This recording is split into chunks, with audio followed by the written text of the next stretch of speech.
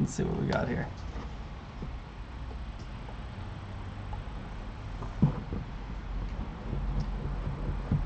Am I up on there? Your audience will receive it in a moment. So it's starting to work. Yep. The internet can There it is. see you now. The internet can see me now. Oh, working. Yep. And we got audio. Yeah. All right, now turn that down because it's really weird hearing myself echo. Sorry. It looks like bad quality, but I don't know if that's just... I think right at the beginning it's bad quality before it feeds its buffer. I Okay. think that's pretty normal. It says I'm getting like 3 megs a second or so. Okay, so turns out, sorry everybody, I'm really sorry about this. This is extremely frustrating for me. It turns out that the problem is you need to turn the computer off and then turn the computer on again, and it fixes everything for you. So next time you have something that's broken, don't even worry about it. Don't go into the settings or anything like I did. Just turn it off and see if that works for you. Mike? I don't like that. I really hate when people are like, have you tried restarting? I'm like, what good's that going to do? And they're like, trust me.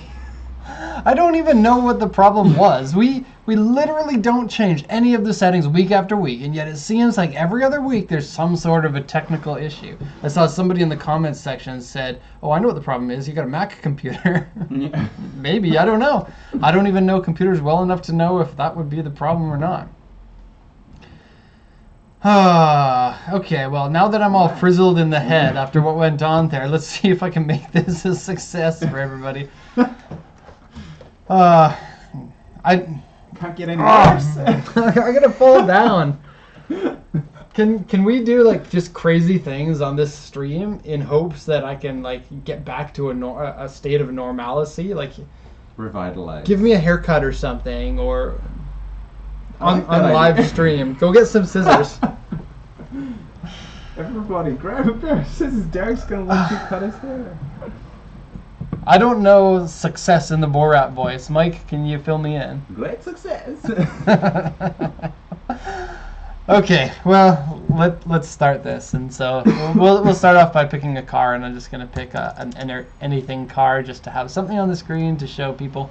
There's an S2000 that Bill Courtney. Oh, Honda Insight. I spend all this time grabbing my head like this and messing up my perfect locks. I mentioned earlier to Mike today that somebody mentioned in the comments section of one of our videos that both of us need a haircut, and so Mike promptly went and got a haircut, leaving me with my own shaggy hair. Now I'm the only one in the office with stupid looking hair. Doesn't look stupid. Thank you, Mike. Thank you. Is that an authentic compliment? Yeah, or are you saying that? I didn't realize. Yeah. Yeah, I don't technically have any hairstyle. I just have hair that grows, and then I get sick of it and cut it off. Yeah, that's pretty much what happens to me too. Was that your first haircut since you've been in Yokohama? Yeah. Yeah, it was actually. Yeah. How was your experience with that? I loved it. I didn't understand a word of what he was saying. Well, I had bits, but... Can you tell a story of exactly how that worked? Like, Yeah. I've never gotten my hair cut in a hair salon except for when somebody else was talking to the people. Oh, Now, I don't think that I would have an issue now, but it did terrify me when I first landed here in Japan. Like, Yeah. when you sit down, what goes on? So run us through the life of getting your hair cut, Mike. I think for me, it's like anything in Japan because I can't understand much. So I'm willing to accept the fact that I'm going to get something that I might not want. So I sat down. I showed him a photo of what I was after, kind of like the style. And he was like, oh, cool, okay. I think it's no problem. And then I asked him how much it was. It's like under 1,000 yen, under $10. It's really cheap. I sat down. He was asking me questions which I didn't understand. And I was kind of like, yeah, go for it. Just hopefully it turns out. Did you just what I want. smile and nod? That could have Yeah, been a I- dangerous thing when it comes to haircuts. Yes, okay, yes. Yeah. I'm surprised that you came in with any hair at all, because I could imagine him going, you want me to cut a little bit more, and you not understanding what he's saying, and just going, onegaishimasu. Yeah. Yes, please. Go for it. And he's like, oh, buddy. I hope you know what Mike you just comes did." in bald. Oh, that would be funny. When he's doing the sides, I was kind of like, that's pretty short. It is really short. It's all Yeah. buzzed to the back, but that means that you can go an extra long time before you get your next haircut now. That's what I keep. So Ayako cuts my hair, and usually I tell her to go shorter so I don't have to get another haircut soon. But I don't think she likes the hair that length. Okay, so we got our first question here, so might as well start answering questions. What do we got in the background here? A 007. Let's put that. They originally wanted to call this the Peugeot 007 because it fits in with their naming. Because it's like a Peugeot 106 or a 205 or something like that. It's usually a number signifying the size of the car, and then the final number is the generation. And they wanted something smaller than the 1 series, and so it would have been a 0 series. But then, and this is a true story, the James Bond franchise was like, nope, you can't call a car 007. We already got that. And so they called it a 1007, which is a little bit weird because according to their naming preferences, I don't know what you want to call that, this would be their largest car instead of their smallest car if it's 1007. Anyways, let's have a quick look at this somewhat boring car, but it does have a manual transmission. No, it doesn't. I picked only manual transmission, but this one here, I guess it's like an auto shift. Is that door on both sides? Let us... That's the driver's door. Ah! Press the wrong button. Yeah, sliding doors only. Pretty cool, hey? And That then is the pretty handle's cool. at the wrong side of the door, too. Yeah. Okay, so Francis. Francis! Is that our Francis? Our buddy Francis that you just emailed this morning? No. He says, do you want to read this? It can be like an interview. Read Francis's comment to me, and then I can speak to you like I'm speaking to Francis. Okay. Yeah, do it. I don't know what kind of accent he has, but I'm just gonna do Guess and make it an embarrassing accent. it. Then I feel like I'm mocking him without one. Okay, make it sound cool, Mike. And I'll be holding you to that. Oh no, pressure. With the not so new change of law in QC No, you need to Canada- speak this way so that the microphone can hear you. Oh, but I can't read. With the not so new change of law in QC Canada, 25 years instead of 15, we are at the mercy of the USA. Do all the 25-year-olds go crazy up? Do all the 25 years old go crazy up? Looking at 93 MR2, 93 Lancer Evo. Okay, so the basic question is, like in Canada, you can import cars that are 15 years old. Quebec is a little bit weird because they make their own rules for things, and because of that, they made their own rule that cars, right-hand drive cars have to be 25 years old, not left-hand drive cars. So you can import like an M3 or AMG Mercedes-Benz, and you'll have no problem. If it's a right-hand drive car, you have to wait till it's 25 years old, and I guess the biggest concern is once the cars are 25 years old, the giant market of the USA will boost the price of the cars. And the specific question is that on all cars or just on some of them? In general, I would say all cars go up in price a little bit, or at least 95% of them do. Most of the cars that don't go up in price are going to be the ones that aren't very valuable or the ones that people don't care about, and so that doesn't help that much. But here's something that you can do for Quebec is you can still import the cars, you just can't register them. So if you buy them 5 or 6 or 8 months before they can be registered and then use that time to clean it up, then you can register it as soon as it reaches 25 years old, and you don't have to worry about the increase in costs once it's exactly 25 years old. You'll find some cars go up in price a little bit before 25 years old though. Does that answer the question, Mike? Do you have a follow-up question? He has a French accent. Does he? I guess in Quebec, That's what he said. it's more likely he has a French accent than a not French accent. Do you want to redo? Yeah, could you? Man, a French accent is hard to do without sounding like you're mocking French people. Yeah, I think so. Because the first thing people go is, and then, Excuse me, Mike. That is so racist. No. I can't believe you just ha.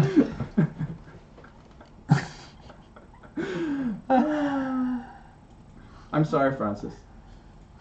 I didn't mean it. Okay, so that kind of answers it. I see there's a follow-up there. Can you read French? French. I don't know if I want. I tried to say Francis. That was not a Freudian slip. Okay. Can you read that French guy's comment? So, He says no, because registry is where it's blocked. If you buy it from another province and send it to Quebec, it's blocked, because it's where the car came from.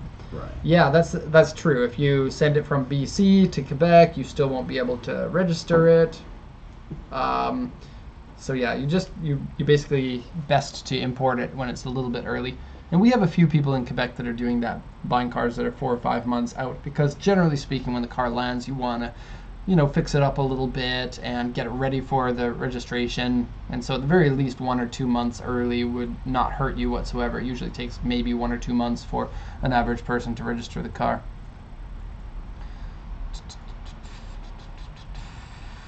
Okay, so what are we going to do, Mike? I'm lost here. Do you want to take a look at cars? Yeah, let's take a look at some cars. Okay, so let's pull up our first one here. What's the auction number? 6021. It's an S15. I happen to have an S15 in stock for anyone who's interested. It's in bad shape. Mine is not in bad shape. It's not in great shape, though. This is JU Hiroshima. Yes. And just another heads up for people who are not regulars here, we can't check any of the auctions that are USS due to data privacy reasons. And this one was courtesy of Bill Courtney. He's back. I'm just going to pull this down so that I can see the chat. Actually, I pop out the chat. Pop out. And then I'll get to see how many people that we got. 32 people! Oh, people are not frustrated with us and leaving us. After the rockiest start. That might be our rockiest start ever. I'm not sure about that. But that was... sometimes I'm having a good day and things don't faze me and I can roll with the punches, but this morning was not one of those. Last night, I had to spend like 45 minutes cleaning up vomit in my house. It was all over. It wasn't mine. If it's my vomit, I'll go to the bathroom and I'll vomit there. It's, of course, kid vomit if it's all over the house. Yeah. Kid vomit. And so my son Sean, he's 7 years old. I don't know if it's part of the story, but he's handicapped, and that's part of the reason why he can't understand things like make sure you throw up in this bowl I just gave you instead of please throw up on your shirt. Yeah, and so he did about 7 cycles of throwing up. And when somebody throws up, they smell the throw up and makes them throw up some more. And so yeah, it was all over the place. And so this morning I did not have patience for the stream not working. And so my apologies to everyone, but F off if you don't like that.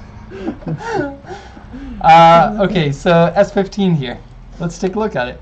It looks like TE37's on it. I think the S15 looks good in this color. It has extra gauges and extra tweeters in the A-pillars. Oh, tweeters? I know. And an annoying red seat. Which looks cool, but you really only want a seat like this if you're going to be doing any motorsports. Otherwise, it's going to be annoying for you. Okay, so let's have a look here at the auction inspection sheet. Oh, Elias said no, kicking the power cord out was the rockiest start. You think so? I kind of think that was funny. Because that wasn't at the beginning of the stream. You know what? Maybe I can laugh at today in the future, but right now is not a laughing matter, Mike. So wipe that grin off of your face. Yes, boss. Okay, so let's go over the auction inspection sheet. First off, the sales points. So it has Defi extra gauges. You can see those in the picture there. The brand Defi. That one's oil pressure and oil temperature. That's a good combination to have. But it is odd not to have water temperature as well in there.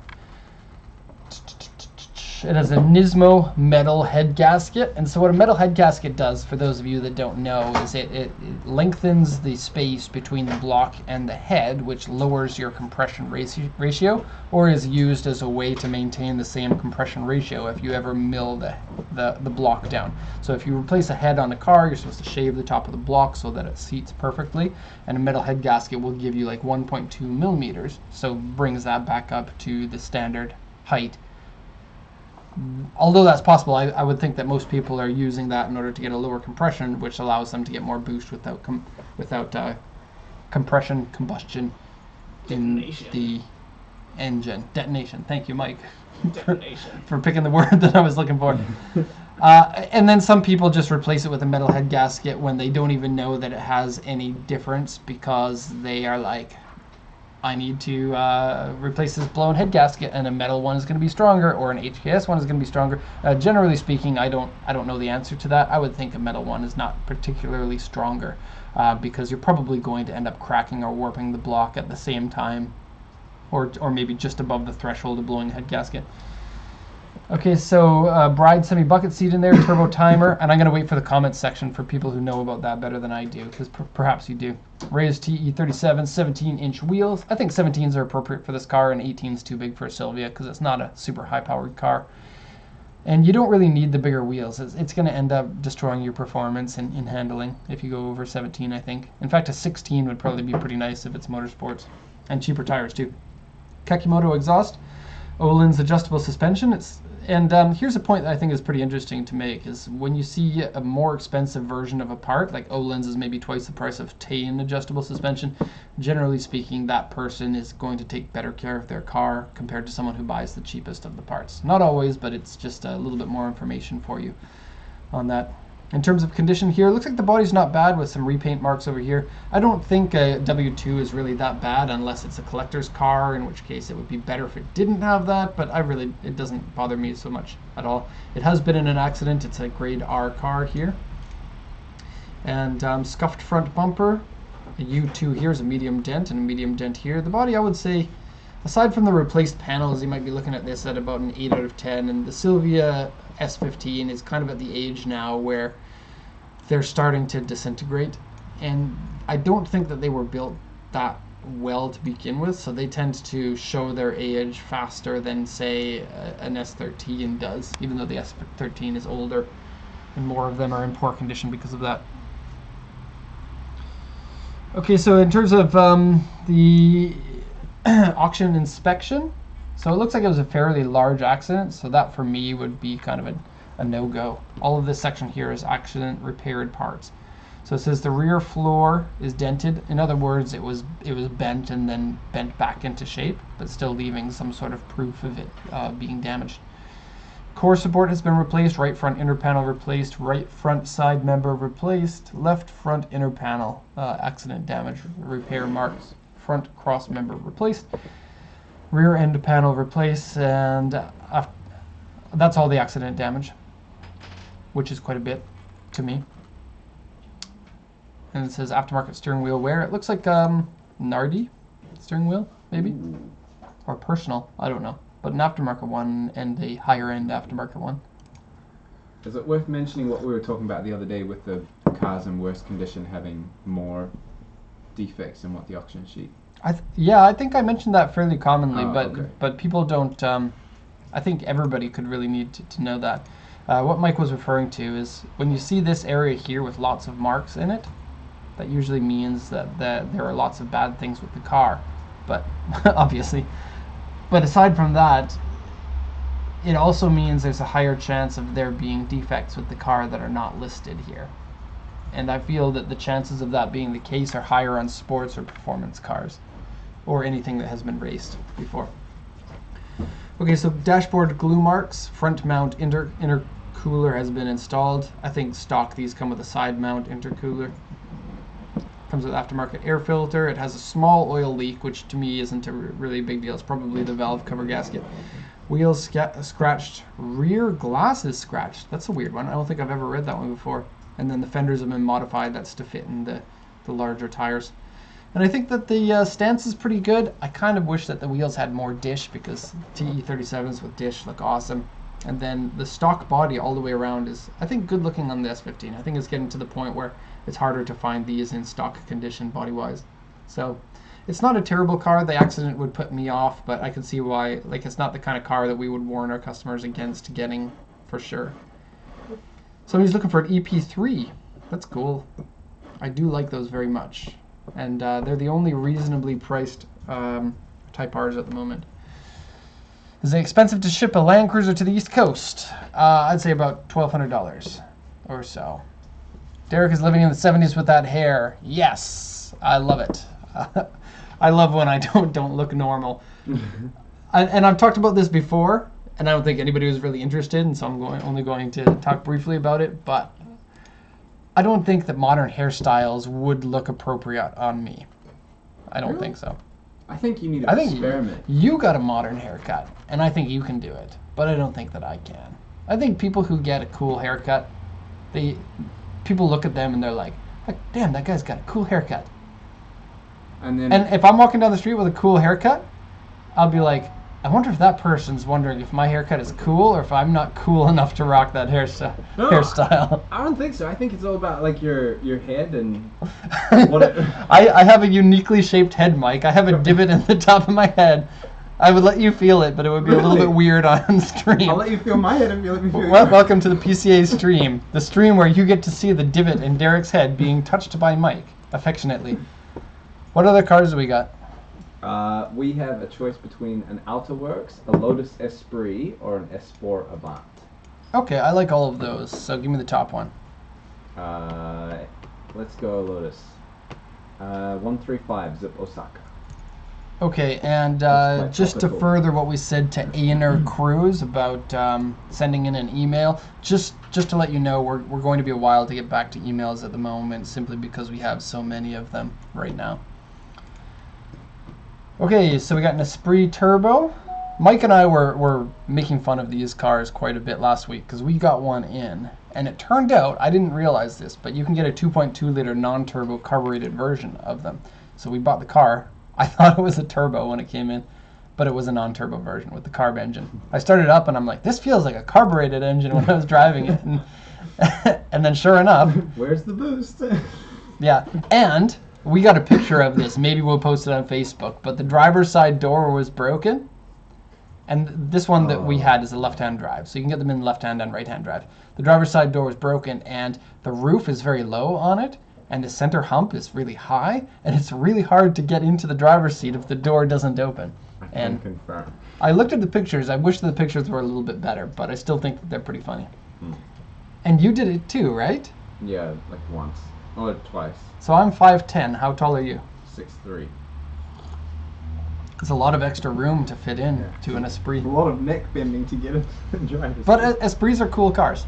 So you have to be okay with cars that are constantly broken and constantly in need of little repairs and very low build quality. For example, this piece here that's coming up, that is pretty common of an Esprit. Or something like this, the carpet can't fit in place anymore because it wasn't cut the appropriate size. Yeah, they're poorly built cars, but they're still really cool. And the wheels are kind of like turbofan wheels. I like that. Yeah, Dukes of Hazzard style entry would definitely not work. And in the one that we bought, neither of the power windows go down, and so you would have to bring a rock with you anytime you wanted to, and then you would you would only be able to do it once before you repair your window. Which, come to think about it, wouldn't be that much worse than actually owning the car, because you're going to be repairing the windows almost every time you drive anyway. How are you gonna get your car? Break through the window, jump in. We got a couple of people sending in. What's that called? Super chat. Christian. I'm not sure. How do you pronounce that? Can you see? Izuguere? Izuguere. That's what I'm going with. Izaguare. Izu. I say that so white, don't I? Izuguare. Thank you very much, Christian, for sending that in. I very appreciate it. And then we also got one from Aner Cruz. And since you sent in money, we'll actually push you to the front of the list of people who send us emails. Unfortunately, that's not true. That wouldn't be fair to everybody who's waiting. But we're kicking butt right now, getting through the emails, and we're going to continue kicking butt. We had a rough patch for the last 2 months because not only was it really busy, but Mike took some time off, Naoko took some time off, and then we were closed down for a week because of Golden Weeks. And so all of that together was a very difficult time. Plus, during that time, we made the most amount of sales that we ever had at 71 cars in March. The perfect storm. It kind of was, and I'm kind of glad that things are getting back to normal now. Speaking of which, we probably will be hiring somebody soon, so if you're thinking about working for us, then maybe think about that a little bit more. Anyways, back to what I was saying about the Esprit. I really don't know how much these go for. The one that we got was a non-inspection one that was apparently not running, but it actually does run, so it's not easy to compare to this one. I think that with the turbo 2.2 liter, it might actually be pretty quick. It wouldn't be the fastest of all the Esprits, but it might be a little bit nice to have the 4-cylinder instead of the V8, because Esprit is all about lightness, and the V8 is all about not lightness. And so And this one comes with miles on the odometer. That's a little bit weird. And so this would have been an import from England, I imagine, or from the UK. Okay, so 35,000 kilometers. Not very much information from the seller. Basically nothing. And then let's see what we got here. So underside has surface rust. Oh, and the whole body's made out of fiberglass, so you can't. The body is not going to dent and it's not going to rust. The underside frame is made out of metal, so it is prone to rusting. Wood panels inside are cracked. Okay, center console comes up. Driver's seat is ripped. Aftermarket exhaust. And AC doesn't work. And then there is a marker missing. No, a cover piece. There's a little piece that goes at the corner of the windshield is missing on both corners there. Possibly the windshield would have been replaced, but maybe they just lost both of those pieces. I don't know. I kind of feel like with a car like this, it might be either hard to get or expensive to get those types of pieces. Price estimate on this, I don't really know. If I were to guess, I'd say 1.8 million, so like 16,000 US dollars, but I really don't know. Chris asks, what do I think about bighorns and wizards? I love bighorns. I don't have experience with wizards. Is that funny, Mike? Yes, it's hilarious.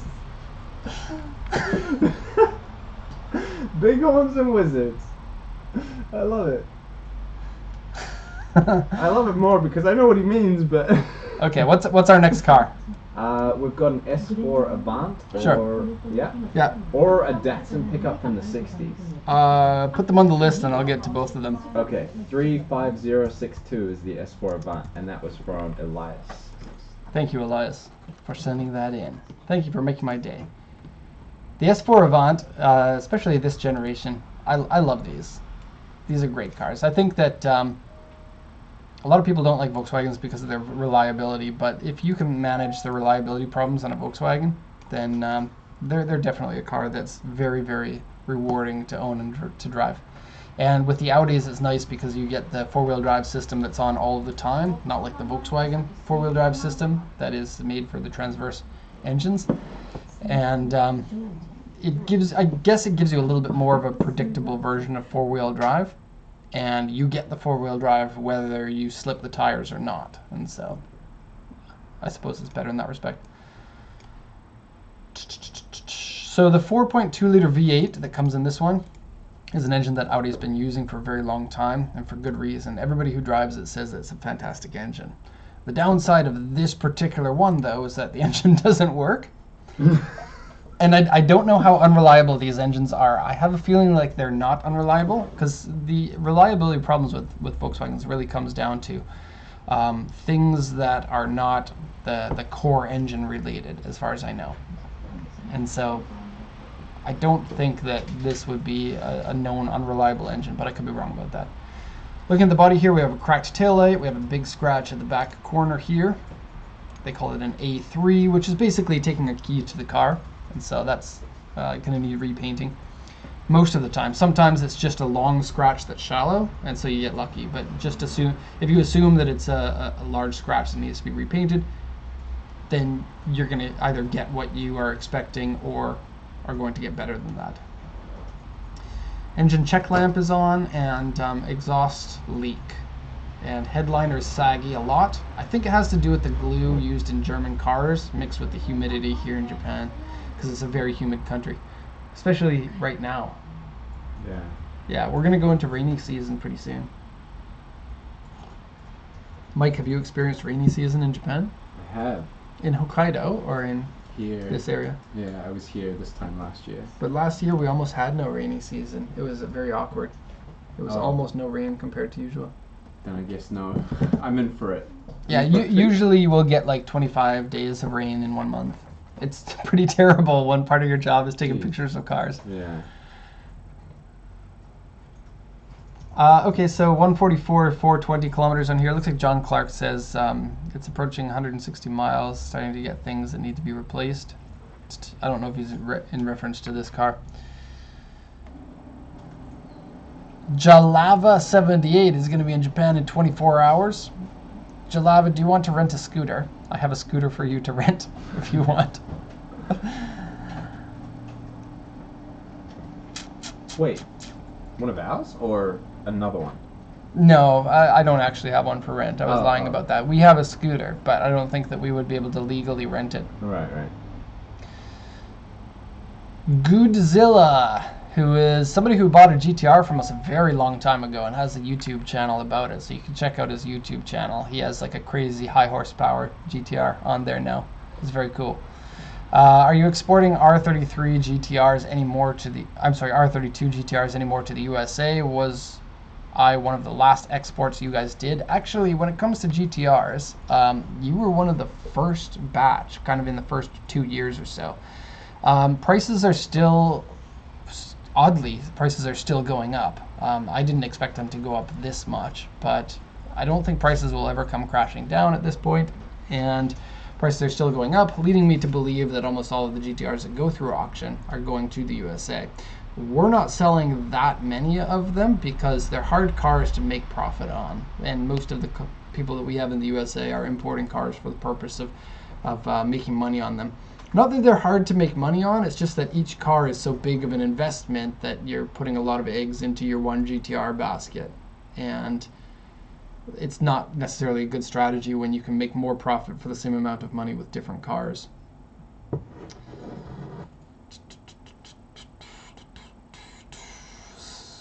Oh, did you get that Honda scooter, says Elias. Yes, we got 2 Honda scooters. We got a Motocompo that's in the shop, and I just talked to the shop guy yesterday while I was on my other Honda scooter. he was just outside and I was at the lights, and the shop is right next to the lights, and so he's like, hey, how's the bike running? And I'm like, it's good. And I'm like, how's the Motocompo that you guys are trying to fix? And he's like, oh, it's a major pain in the butt. He's like, that one that you're riding right now, that was easy compared to the Motocompo. Which is not what I wanted to hear, because the Motra, which is the other one, you guys can look it up. Motra is one of the coolest scooters from the 80s in Japan. It took him like a month to fix the Motra. Oh, yeah. And if the Motocompo is any worse than that, I'll probably never get it back. But he says that the carburetor is messed up, and you can't buy carburetors anymore, and you can't buy...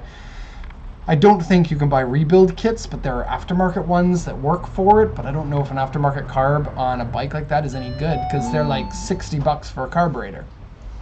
Oh, man. And it's probably junk, I would imagine. Yeah. So I'm not really sure what we're going to do with that. Hopefully we can ride it. It was rideable and drivable, and I took it for like 30 kilometers of driving before I sent it to the shop, and it wasn't in the best of condition. The gas tank is 2.5 liters, and I went through an entire gas tank in 15 kilometers, which is worse fuel economy than our BB company car is. Yeah, so It's broken. It was just dumping the fuel in there. Yeah. Here, have a drink. No, I don't like that. I think that's why it was What's also the so more? slow too, is if it's got too much fuel in there, it's going to have issues with getting the most amount of power, because it's going to be unburnt fuel just going up, taking up the space that should be combusting into power. And yeah, I agree with you, Elias. We need a video of Mike driving the Motocompo. I'll do it. And I'm not sure if there's anyone out there who doesn't know what a Motocompo is, but I'm going to put one on the screen just in case.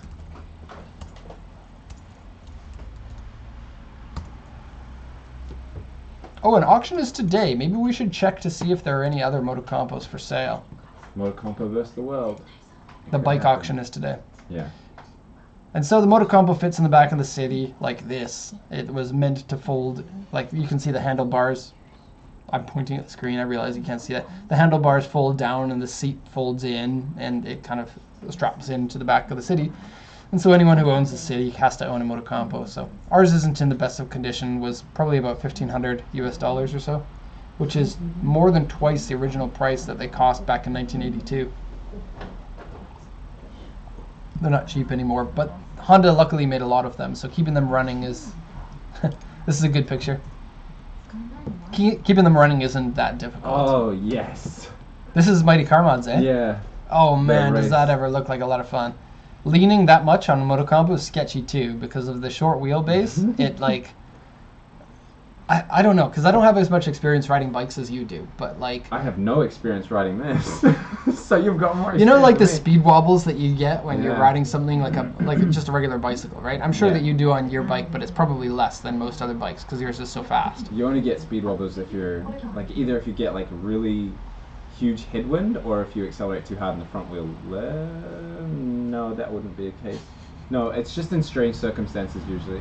And so when I go around a corner in a little bike like this, I feel that the speed wobble is coming when I'm going around a corner. But then when that happens, when you're turning, you're tilting over a little bit, right? Mm. And so turning the steering wheel just a little bit will drastically change the way that you're Bikes. leaning when you're going around the corner. So I feel like I went to lean and I went down and then it did a speed wobble and I reactionary pulled that up and then I almost fell over the other side. Oh.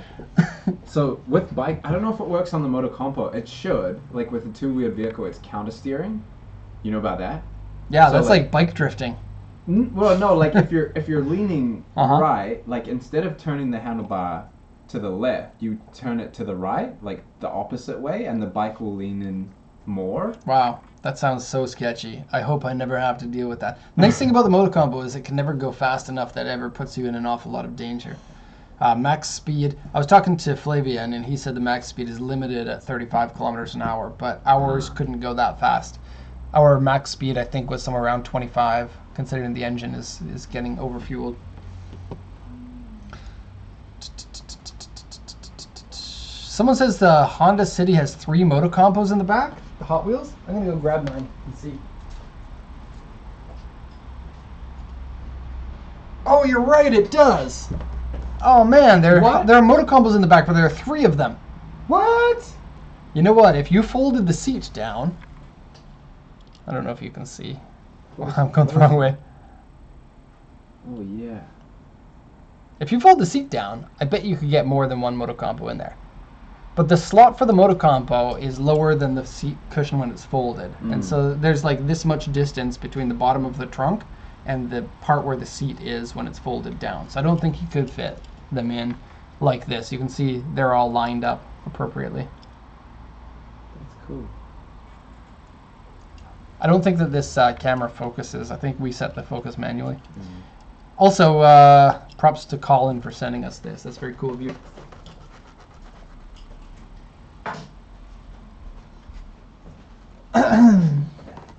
All right, so back to our auctions. We already looked at that. We already looked at that and this.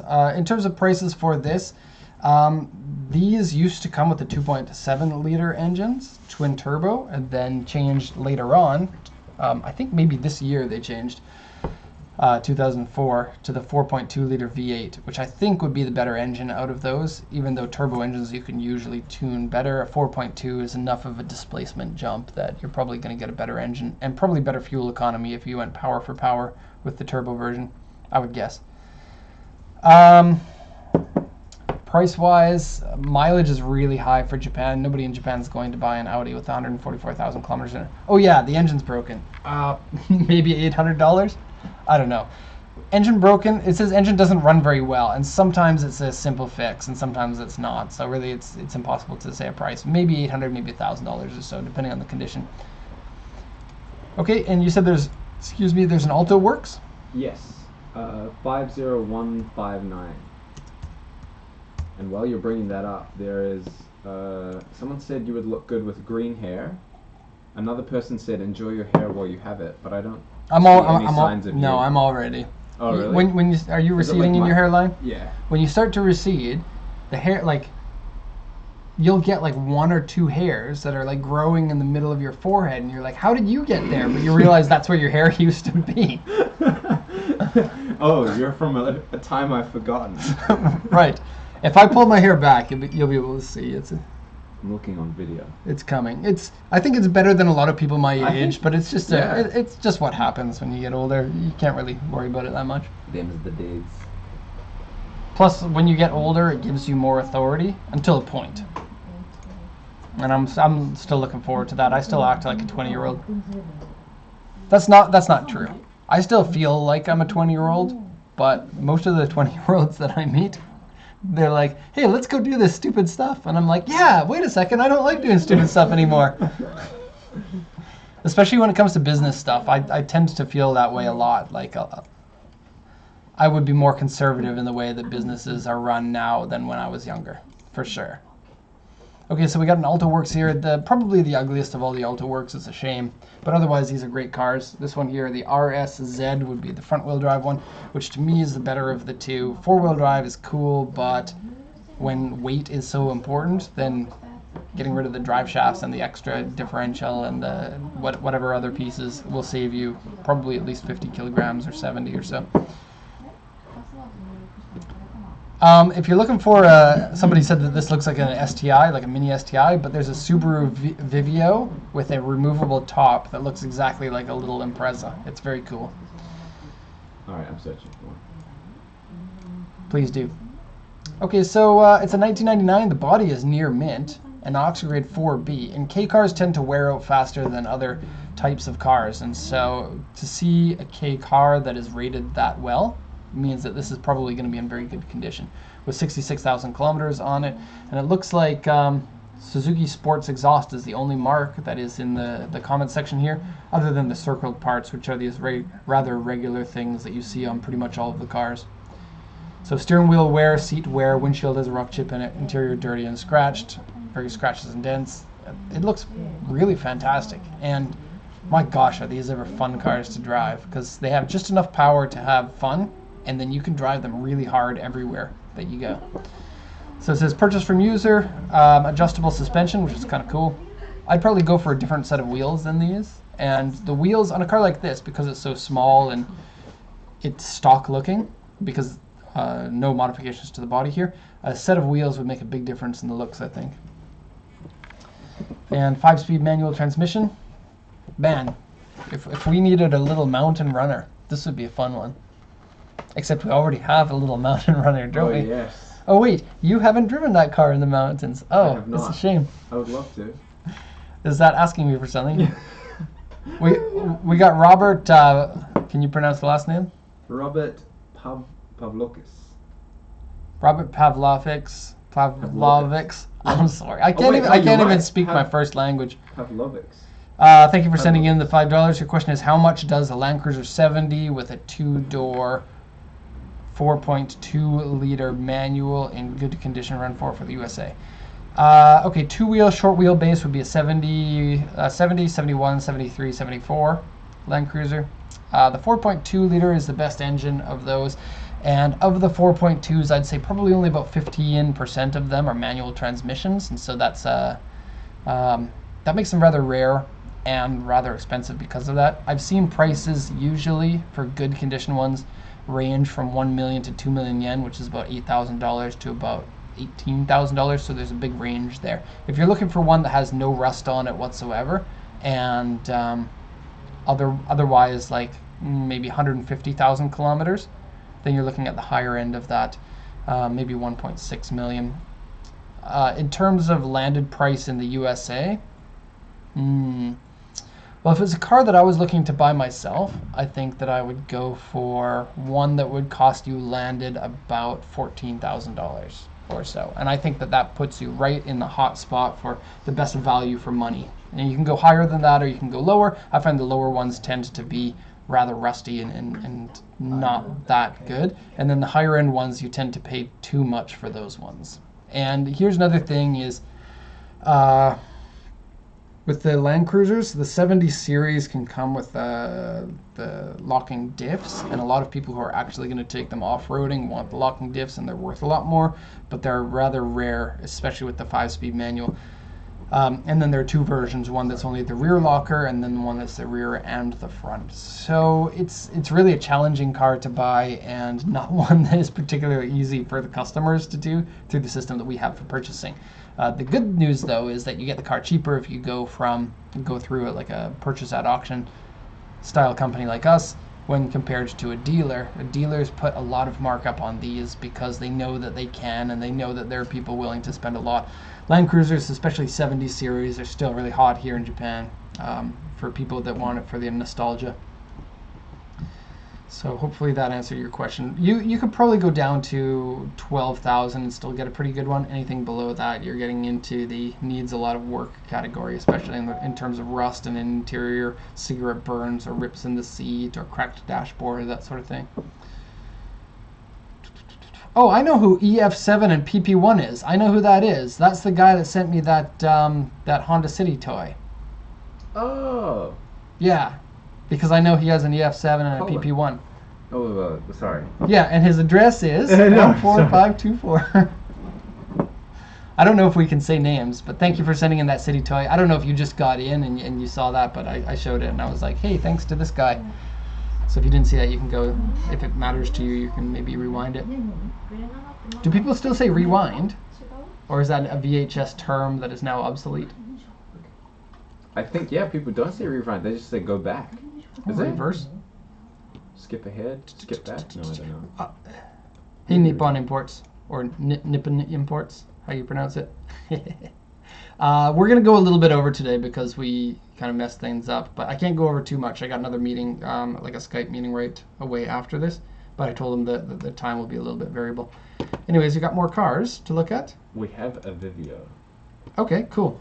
9068 at CAA Chubu. And then we've also got quite a few people sending in, so I'll try to get them too. If you want to just go over that one quickly as a comparison. This one is the Vivio hatchback. This is the regular version of the Vivio. The better one is the convertible one because it actually has a little trunk. It's a two-seater with a trunk. Oh. Yeah. Let's see if I can get a picture of that. And some people actually put like the Impreza livery on it. Yeah, so it looks like this. Or I guess that might be a better one. That's cool. Man, I love these. That's a problem when you're compulsive like me. You accidentally buy cars just because you feel like it. And looking at this makes me feel like I'm going to do that. Oh, this one here is a version. They came stock like this with a classic front end. Oh, wow. Yeah, you can see that the headlights. Here's the cutaway for the regular headlight, and then like the front Yeah, bumper yeah. includes that. This is cool. Oh my gosh. I gotta get myself out of here. Back to the Vivio. Okay, so Champagne will usually get you a cheaper priced car if you go for that color. I don't know if this is authentically a champagne color, if it's just the lighting in the picture. They call it a silver, but yeah, a lot of people don't really like this color. And then if you like the color, then you can usually get a cheaper car.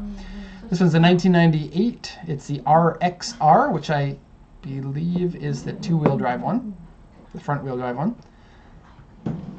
It says the reserve price is 30,000 yen, so you can get this for 250 bucks if nobody else is bidding. It looks like it has bad paint on the hood, the roof, and the trunk. And it says underside has corrosion, and they underlined it because it's kind of a big deal type comment. And front side member has corrosion in it, and the engine is puffing white smoke. So likely a head gasket on that, but not always a head gasket. I said earlier, I don't know if anyone stuck around for like the last hour, but I said earlier we have an S15. That one on the auction sheet says it's puffing white smoke, but it wasn't a head gasket, and it has proper compression. It turned out that the timing was just off by more degrees than you could actually run. So the valves were open, and it was puffing all of that smoke. So yeah, it's not always a head gasket. SC400 is the same thing as a Soarer. It is true. I don't know why somebody needs to give me a tissue, Bill Courtney. Do I have something on my face? Mike, help me. I may have been live streaming with something on my face all day. A smile. You better wipe that smile off your face. Here's a tissue. I don't think so. Yeah, I don't accidentally buy cars. Well, sometimes I do. But it doesn't happen that often, but it's become something of a running joke here when we buy cars that we don't necessarily want.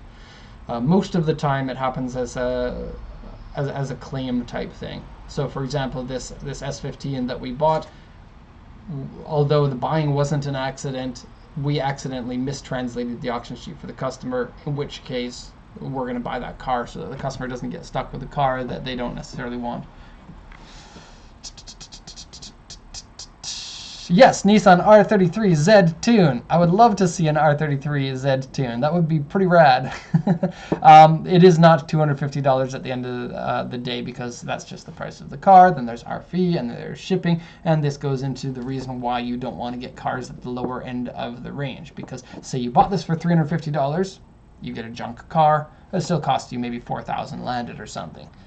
If you bought this car for even double the price, $700. You're getting twice as good of a car, and then you're only upping the price by maybe 10 or 15% or so at the end. So don't go for really cheap cars unless you're an expert purchaser, in which case maybe. Like from time to time you'll find cars that are going to be good at that price range. What was the cheapest car that we ever bought, Mike? Do you know? 3,000 yen. I know we bought like a Sambar for 3,000 yen. Two of them. And like the bid was like 13,000% of the bid, Oh, the bid yeah, amount. yeah. Like the customer's bid was 13,000. 1,300%, I think. No, I think it was 13,000. Oh, really? I think it's on the board. Read it. Yeah, 13,833% higher than the amount that we bought it for. Yeah. Wow. That's insane. That's like almost 14 times higher. Yeah. Cheap. Nippon Imports. I spent $3,000 on that without a running engine. You cannot have it for $300.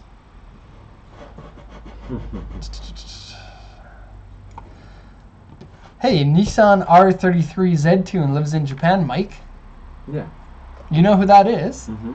Ah, I think I know who it is now too. We don't have very many customers here in Japan.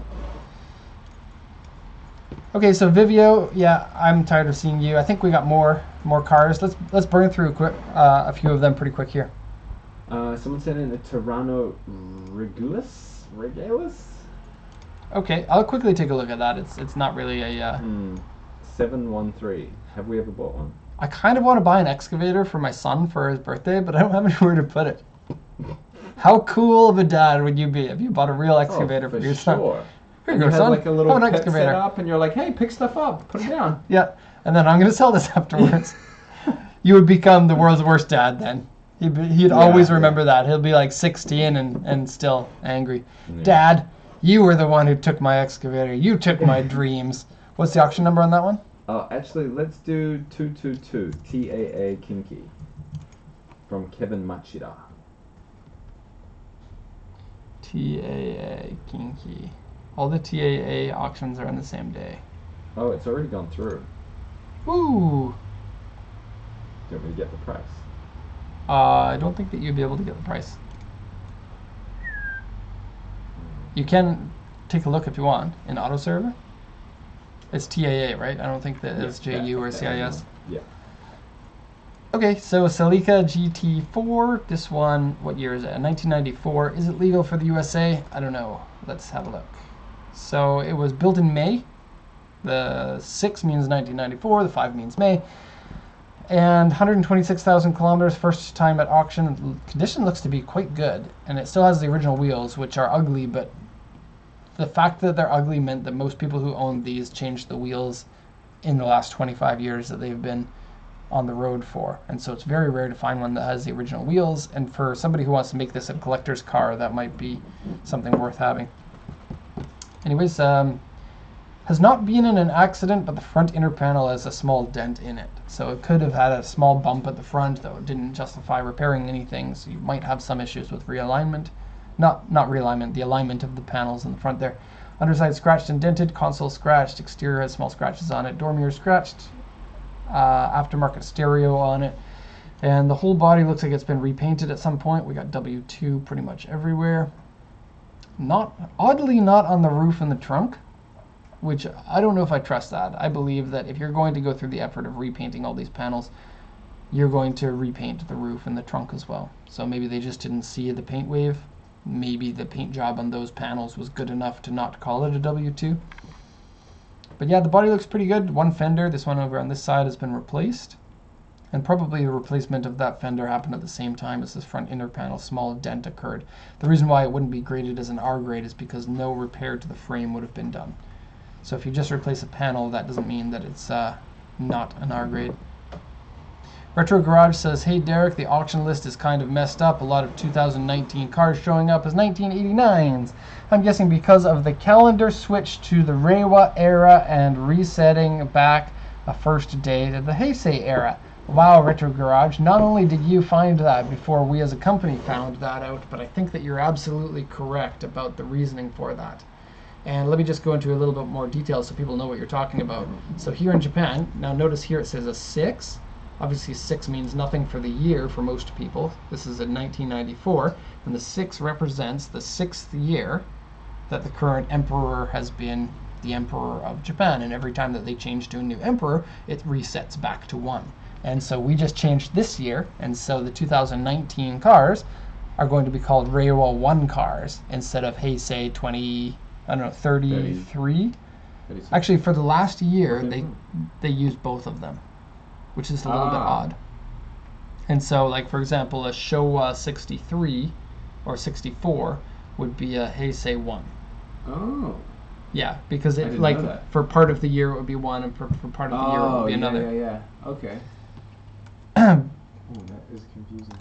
Yeah, and so it's confusing our auction tool, and unfortunately I don't know when or if that's going to be fixed. And so prepare yourself, Mike, for questions like that. We don't sell very many 2019 cars. Yeah. And then this auction tool we rent, or we pay as a monthly fee to a company, and it would be up to them to fix that. And pretty sure that would be fixed before this becomes an issue for us. Okay, we're 10 minutes past 12 o'clock. I think it's probably time to shut this down. Oh, in terms of price for this one, maybe looking at about, well, these are hot cars in the US at the moment because the 205s are just barely legal. And the 205, the turbo 4-wheel drive version of this one, was never sold in the US, but the US knows about them because we had the previous generation of the turbo 4-wheel drive and the previous generation to that. This one just wasn't going to make money after the exchange rate changed as it did in the 90s. And so the U.S. couldn't have had it unless they boosted the price up, and none of them would have sold if they did. Price-wise, I think we'll see this at around 1.2 or 1.3, which brings it a landed cost in the U.S. if you wanted to buy it there of about $13,000 or $12,000. Just before we go, we've had a question for you Mm-hmm. quite a few times. This is about ice racing and the WRX and what is happening. Oh, The people want to know. there are people who still remember about that. They're not going to let you forget. You know what's funny? So we went to the ice racing event with the Impreza, right? So the previous year we went to the same event with the Golf. Right. We didn't get the Golf video up until exactly 1 year after we went to the event. And the problem with those videos is that anything that's complicated to edit is really difficult to put together for a company like us that doesn't really do YouTube videos as our main thing, right? So somebody who knows how to make YouTube videos can probably edit things very nicely. We have somebody who's editing it, but there is a struggle there because